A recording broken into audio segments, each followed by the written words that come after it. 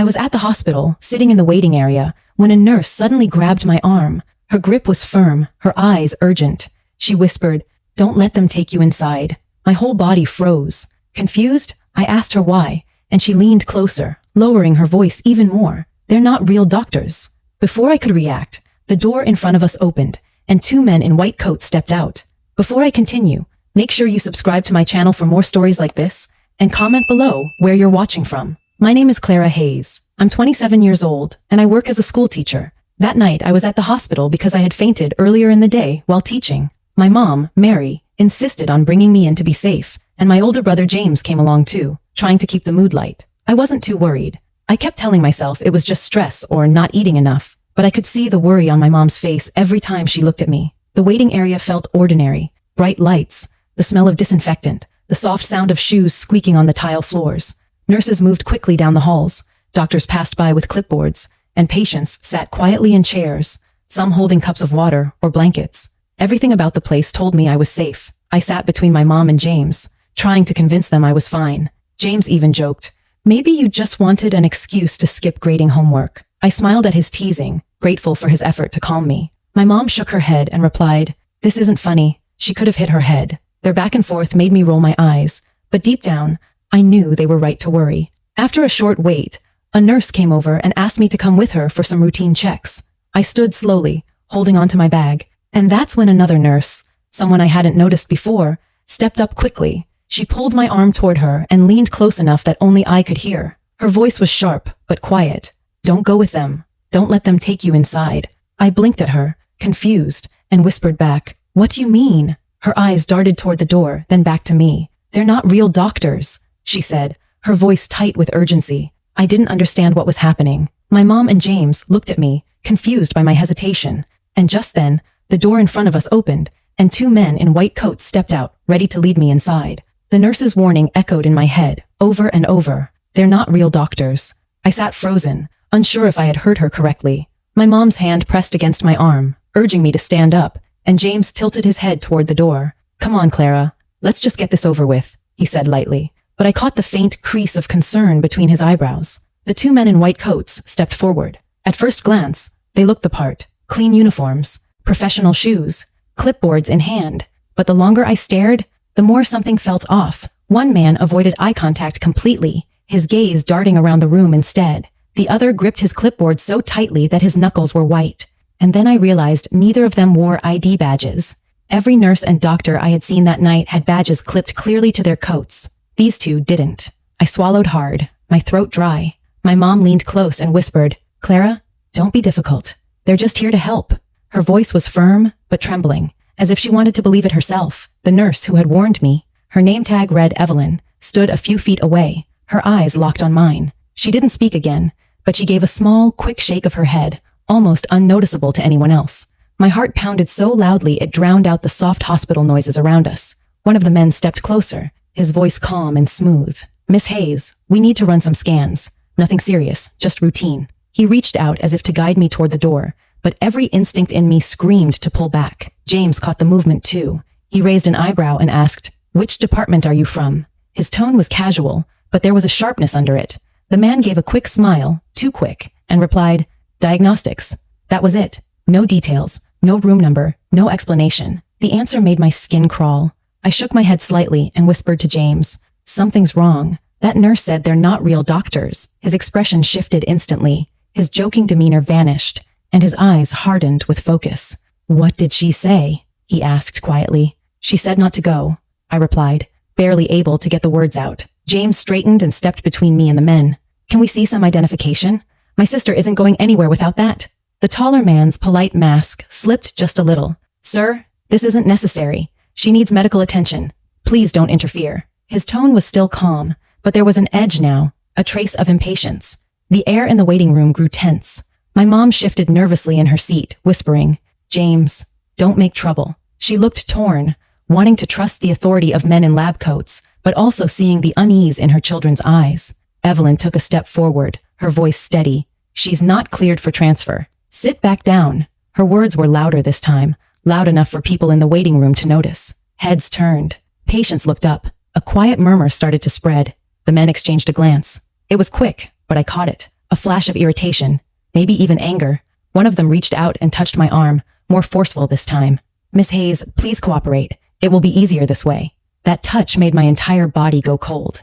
I pulled back sharply, my voice shaking as I said, "No, I'm not going with you." James stood taller, his body squarely blocking them now. "Back off," he said firmly. His voice carried across the waiting room, and I could see more people turning to watch. The men didn't retreat immediately. Their eyes flicked toward Evelyn, who stood with her arms crossed, her expression unyielding. Finally, the taller one muttered, "We'll be back," and they both stepped toward the door. But as they turned, one of them glanced over his shoulder at me, and the look in his eyes made my stomach twist. It wasn't the look of a doctor or a professional. It was something darker, something that made me feel like prey. As soon as they left, Evelyn hurried over and crouched beside me. Her voice was low but firm. "You did the right thing. If you had gone with them, you wouldn't have come back. I've seen them before. They're not on staff. No one knows how they keep getting in." My mom gasped, covering her mouth with her hand. James looked at me, his jaw tight. "We're not leaving you alone," he said. I sat there, trembling, trying to make sense of everything. I had come here because I fainted. I thought I was safe, surrounded by professionals, in a place meant for healing. But now, every hallway felt threatening, every open door a trap. And the worst part was the realization that danger had been standing just a few feet away, disguised in the very uniform I was supposed to trust. I sat frozen in my chair, trying to calm the storm of fear swirling inside me. My mom's hand shook as she clutched mine, her eyes wide with disbelief after hearing Evelyn's warning. James leaned forward, his voice steady but tense. "Clara, we need to make a decision right now. Do you trust her?" I looked at Evelyn. Her eyes were sharp, her posture tight, and every part of her seemed ready for a fight. She wasn't joking. She wasn't mistaken. She was risking her job, maybe even her safety, just to warn me. That had to mean something. My chest rose and fell quickly as I whispered, "Yes, I do." My mom frowned, her voice cracking. "But they looked like doctors. What if you're refusing real treatment? What if this makes things worse?" Her words cut into me. She was right in one way. I had come here because I fainted, because something was wrong with me. But how could I walk willingly into a room with people Evelyn swore weren't even part of the hospital staff? James put a hand on her shoulder, speaking firmly. "Mom, listen to her. Something isn't right. Look at Clara. She's terrified. We can't ignore that." Evelyn crouched slightly, bringing her voice down to a whisper. "If they come back, they'll push harder. Don't go with them under any circumstance. Stay where there are people.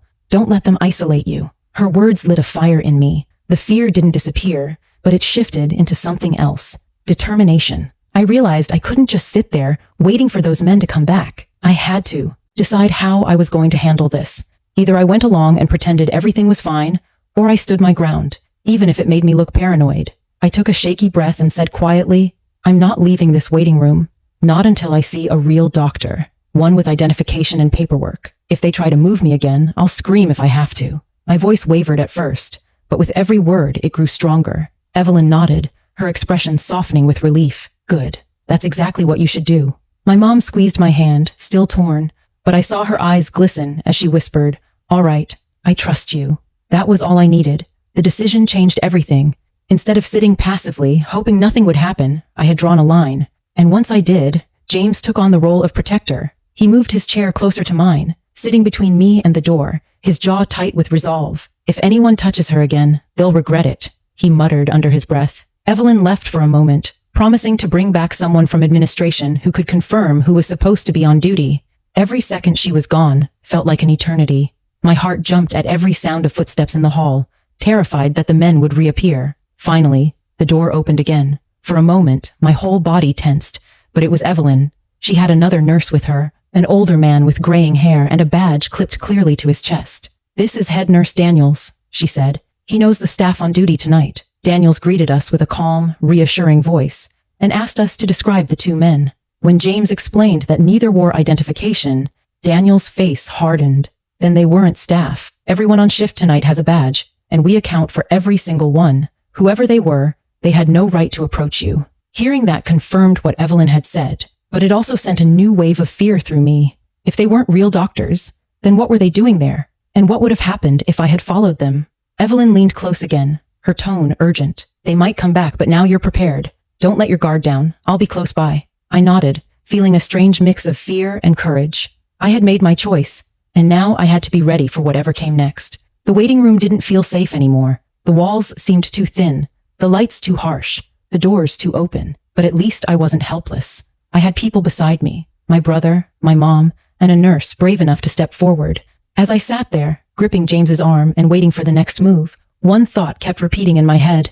They wanted me, and I almost let them take me. The waiting room had grown heavier, as though everyone inside could sense something was wrong. I sat pressed between my mom and James, my heart pounding every time the door to the hall creaked open. Evelyn stood not far away, her arms crossed, her posture like a guard posted at a gate. She gave me a small nod, as if to remind me silently, stay strong. Minutes dragged by. The steady beeping of machines down the hall and the faint squeak of shoes on the tile seemed louder than ever. My mom held my hand so tightly her fingers shook. James sat straight-backed, eyes fixed on the door. He looked ready to spring into action if he needed to. Then it happened. The door opened again, and the two men in white coats stepped back into the room. The taller one's jaw was clenched, his polite smile gone. The shorter man scanned the waiting area quickly before locking his gaze on me. That stare made my stomach drop.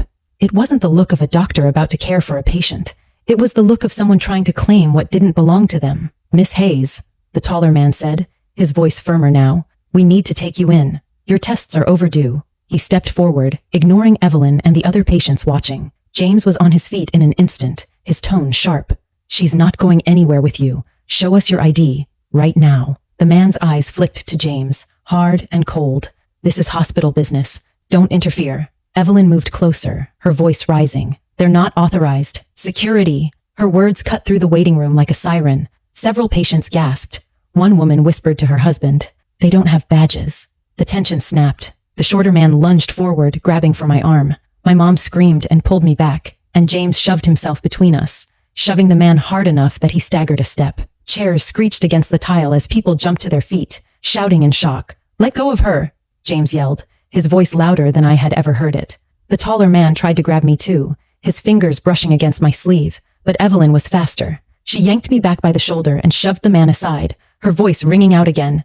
Security, now. Two uniformed guards stormed in from the hall. One immediately pushed the shorter man away from me, while the other blocked the taller man's path. The imposters resisted at first, trying to argue, but the crowd was already against them. Several patients pointed and shouted, they don't work here! No badges! Get them out! I sat frozen in my chair, my chest heaving, as the scene unfolded. The guards wrestled the men back toward the door. The taller one twisted in their grip, his eyes finding mine one last time. The look he gave me made my blood run cold. It was pure anger, not fear, not regret. It was a promise that if they had gotten me alone, I never would have walked back out. Police sirens wailed faintly in the distance, growing louder. The guards forced the men into the hall, just as two police officers rushed inside. Evelyn quickly explained what had happened, pointing to the lack of identification and the way the men had tried to force me from the waiting room. The officers wasted no time. They cuffed the two imposters, reading them their rights as they protested loudly, insisting it was a mistake. But their voices no longer sounded convincing. Everyone had seen the truth. As they were dragged away, the waiting room erupted in anxious chatter. My mom clung to me, tears streaming down her face. James knelt in front of me, gripping my shoulders. Are you okay? Did they hurt you? His voice shook with anger and relief. I shook my head quickly, though my whole body trembled. No, I'm okay. I'm okay. The words came out choppy, more like I was trying to convince myself. Evelyn crouched down, her eyes steady on mine. You listened, she said softly. That's why you're safe. If you'd gone with them, we wouldn't be sitting here right now. Her words sank into me like ice. My mind raced with terrifying images. Me walking willingly through that door, being led down an empty hallway, disappearing where no one could follow. The thought made me shiver so hard my teeth almost chattered. The police stayed to take statements. I told them everything, the way the men had approached me, how Evelyn warned me, how they returned and tried to take me by force. James gave his account too, every detail sharp and angry. My mom's hands shook as she spoke, still overcome with guilt for nearly encouraging me to go with them. The officers confirmed something chilling. Neither man appeared on hospital records, and both were carrying fake badges in their pockets. They had walked into a hospital and pretended to be doctors, planning to lead a patient away in plain sight. And that patient was me. When the officers finally left with the imposters in custody, the waiting room seemed to breathe again. People sat down, still shaken, but calmer. My mom wiped her tears and held my face in her hands. James wrapped an arm around my shoulders, protective as ever. I looked at Evelyn, standing a few feet away, and mouthed, "Thank you." She gave me a small nod, her expression soft but serious. as though she knew exactly how close I had come to never leaving that hospital. The danger had passed, but the memory of their eyes, their grip on my arm, and the sound of Evelyn's urgent whisper would stay with me forever. When the chaos finally settled and the two imposters were taken away in handcuffs, the hospital waiting room returned to something that almost felt normal. The buzz of anxious voices quieted, the squeak of nurses' shoes filled the halls again, and the faint hum of machines returned as background noise. But inside me, nothing felt normal. My chest was still tight, my hands wouldn't stop shaking, and I couldn't stop replaying the moment one of those men grabbed my arm. If Evelyn hadn't warned me, if James hadn't stepped in, I knew I wouldn't be sitting there now. The head nurse Daniels came over and apologized to my family. His face was pale, his voice heavy. "We'll be conducting a full review of security," he said. "I want to assure you this isn't common, but tonight was a serious breach." My mom listened with wide eyes, still clinging to my hand. James stood next to me like a shield, his jaw tight, his glare fixed on the hallway where the men had been dragged away. When Daniels walked away, my mom turned to me, her lips trembling. "I almost told you to go with them," she whispered. "I almost pushed you right into their hands." Tears welled in her eyes. "I don't know what I would have done if I had lost you." I squeezed her hand and shook my head. "It's not your fault. They looked real. That's the scariest part." James let out a short, sharp breath. But Clara trusted her gut. And she trusted Evelyn. That's what saved her. He looked at me, his eyes fierce. "I'm proud of you for speaking up.